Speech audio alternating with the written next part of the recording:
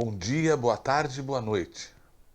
Mais uma vez estamos aqui, reunidos em nome de Deus, nosso Pai, de Jesus, nosso irmão maior e mestre, dos espíritos superiores que nos protegem a todos e dos nossos anjos da guarda, pedindo a proteção e o amparo e o esclarecimento que a nossa mente possa compreender hoje melhor do que ontem, para que amanhã possamos compreender melhor do que hoje a moral cristã, agora decodificada de maneira a esclarecer tudo aquilo que Jesus, naquela época e por conta das limitações daquele povo, não podia dizer claramente.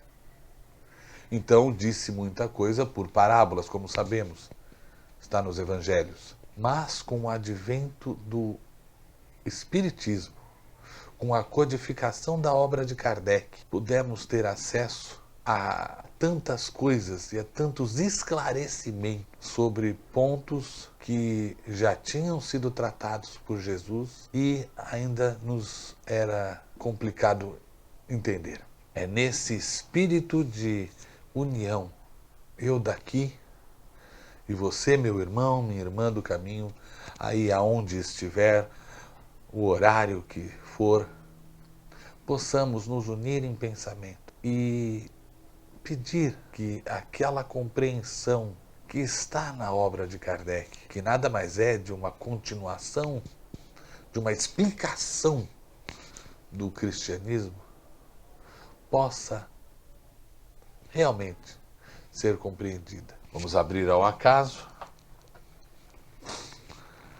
Bom, o capítulo é o capítulo 2. Meu reino não é deste mundo. E o item que nos caiu aqui é o item 5, o ponto de vista. A ideia clara e precisa que se faz da vida futura dá uma fé inabalável no porvir. E essa fé tem consequências enormes sobre a moralização dos homens, porque muda completamente o ponto de vista pelo qual eles encaram a vida terrena. Para aquele que se coloca, pelo pensamento, na vida espiritual, que é infinita, a vida corporal não é mais do que rápida passagem, uma breve permanência num país ingrato. As vicissitudes e as tribulações da vida são apenas incidentes que ele enfrenta com paciência, porque sabe que são de curta duração e devem ser seguidos de uma situação mais feliz. A morte nada tem de pavoroso. Não é mais a porta do nada, mas a libertação, que abre para o exilado a morada da felicidade e da paz. Sabendo que se encontra numa condição temporária e não definitiva, ele encara as dificuldades da vida com mais indiferença, do que resulta uma calma de espírito que lhe abranda as amarguras. Pela simples dúvida sobre a vida futura, o homem concentra todos os seus pensamentos na vida terrena. Incerto do porvir, dedica-se inteiramente ao presente, não entrevendo bens mais preciosos que os da terra. Ele se porta como a criança, que nada vê além dos seus brinquedos e tudo faz para os obter. A perda do menor dos seus bens causa-lhe pungente mágoa, um desengano, uma desesperança, uma ambição insatisfeita, uma injustiça de que foi vítima, o orgulho ou a vaidade feridas.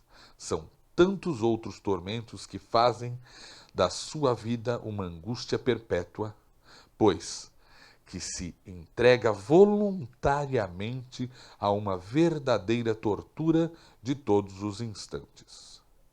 Sob o ponto de vista da vida terrena, em cujo centro se coloca, tudo se agiganta ao seu redor. O mal que o atinge, como o bem que toca aos outros, tudo adquire aos seus olhos enorme importância. É como o homem que, dentro de uma cidade, vê tudo grande em seu redor.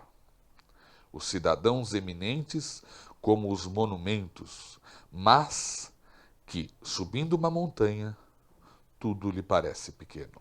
Assim, acontece com aquele que encara a vida terrena do ponto de vista da vida futura. A humanidade, como as estrelas do céu, se perde na imensidade. Ele, então, se apercebe de que grandes e pequenos se confundem como as formigas num monte de terra, que operários e poderosos são da mesma estatura. E ele lamenta essas criaturas efêmeras que tanto se esfalfam para conquistar uma posição que os eleva tão pouco e por tão pouco tempo. É assim que a importância atribuída aos bens terrenos está sempre na razão inversa da fé que se tem na vida futura.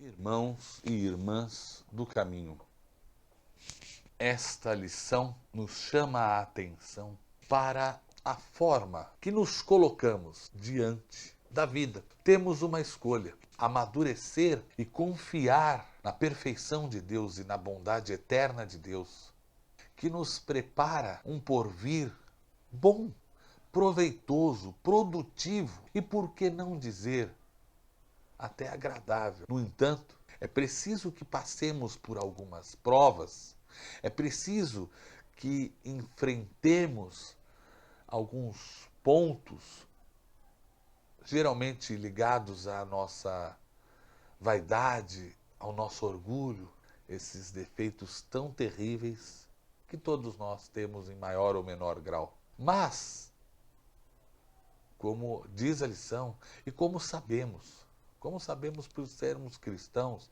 e por conhecermos a mensagem principal de Jesus: meu reino não é deste mundo. Então, o reino de Jesus é o reino de Deus e não é deste mundo. Porque este mundo é um mundo em que nós encontramos certas situações, certos problemas, e que nós temos que resolver. Somos nós mesmos que temos que resolver, temos que encará-los, conhecê-los, admiti-los e enfrentá-los até solucionarmos. E não é fácil essa tarefa.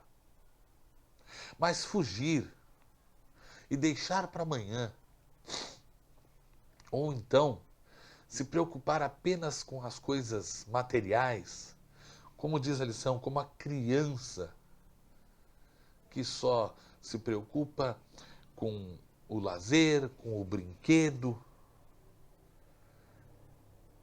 é ciumenta com aqueles brinquedos e sempre quer mais brinquedos. Se agimos assim como a criança, depois de adultos, rechaçando os problemas, deixando eles para um segundo momento, terceiro, quarto, a nossa vida não vai ficando mais fácil, e nem muito mais leve, e nem mais alegre.